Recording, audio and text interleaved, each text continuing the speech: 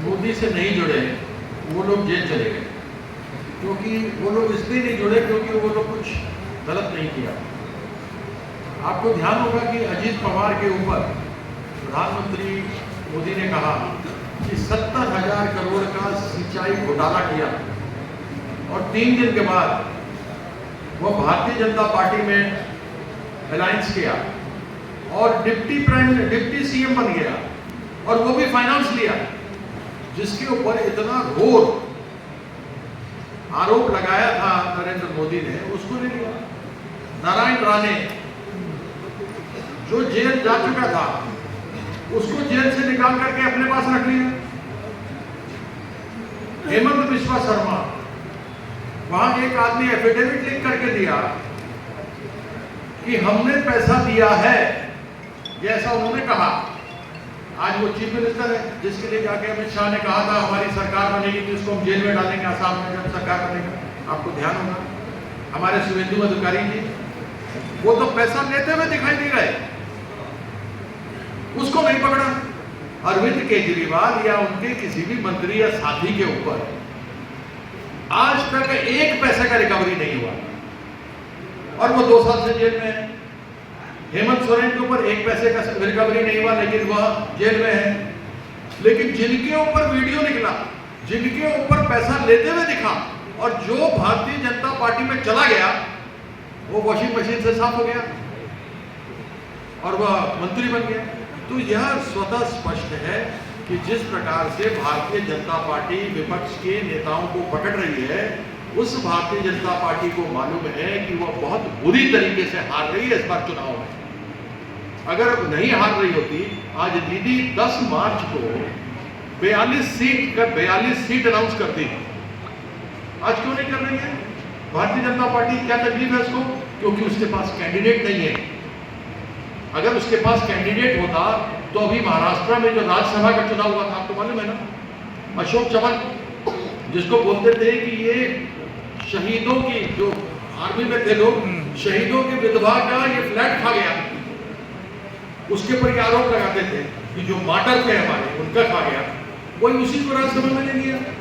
ये बीजेपी वाला कहा गया, वो झंडा डंडा यही सब लगाने के लिए, वोट लगाने के लिए। हम तो यहाँ के बीजेपी के लोगों को भी कहेंगे कि तुम लोग झंडा डंडा लगाने के लिए है क्या? वहीं पर ले लिया मुरली डेरोरा का बेटा को, जो मुरली डेरोरा कहता था ये ट्रेजर है कांग्रेस का और ये तो बहुत भ्रष्ट आदमी है, उसके बेटे को ले लिया। तो बाकी इसका तो वर्कर को तो ये लेता नहीं, आगे बढ़ने देता नहीं। तो यह स्वतः स्पष्ट है कि भारतीय जनता पार्टी के पास अभी कुछ है नहीं, इसके नीचे जमीन नहीं है, खिसक गया है, इसको समझ नहीं आ रहा है क्या हो रहा है, भुतरा गया है। भुतराना पूछते हैं, भुतरा गया कर, उसको समझ नहीं आ रहा हम क्या करेंगे। वो दीदी का टीम देख करके ही बंगाल में उसका हालत खराब है, दूसरी जगह पर हालत खराब है, रोज बैठता है मीटिंग में, फिर पवन सिंह जैसे को दे देता है, फिर पवन सिंह को वापस ले लेता है। अभी तो बहुत लोग बैठा है इसका 2-3 भोजपुरी में जो गंदा गंदा महिलाओं के लिए करता है, अभी एमपी सांसद बना हुआ 2-3 बार। तो इसलिए आपको यही कहेंगे कि स्पष्टता से सामने देखिए, भाजपा क्लीन बोल्ड हो चुका है। पहले 100 सीट दक्षिण में कोई तो इसको जानता ही नहीं है, तो 443 रह गया। 400 सीट ये लड़ेगा नहीं, तो 400 कहां से पार करेगा?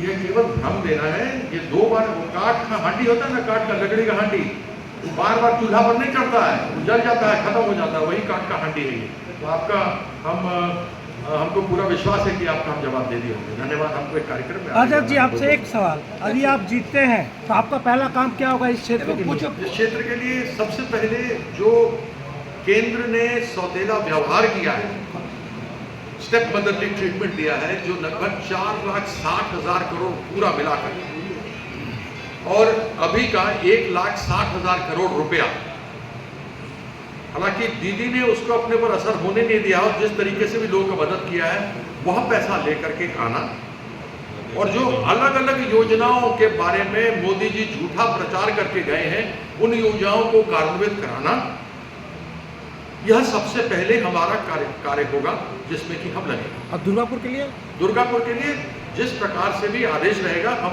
अकेले नहीं करते, कार्यकर्ताओं दुर्गापुर में ही रहेंगे, कहीं भागने वाले नहीं हैं। और यहाँ की समस्याओं को बुलंदी से पार्लियामेंट में उठाते रहेंगे।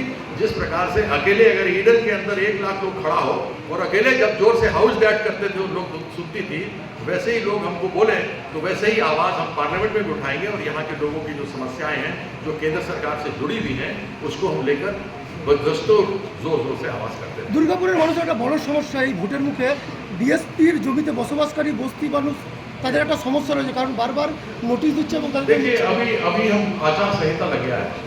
आचार संहिता में अभी कोई कुछ नहीं बोल सकता है, क्योंकि आप जिस चीज़ को बोल रहे हैं वो एक पॉलिसी डिसीजन है, वह एक अलग चीज़ है, उसके ऊपर हम बोल नहीं सकते। यदि हम उसके ऊपर बोलेंगे तो हमारे लिए उचित नहीं होगा, लेकिन हम जीतेंगे तो अवश्य अच्छा होगा।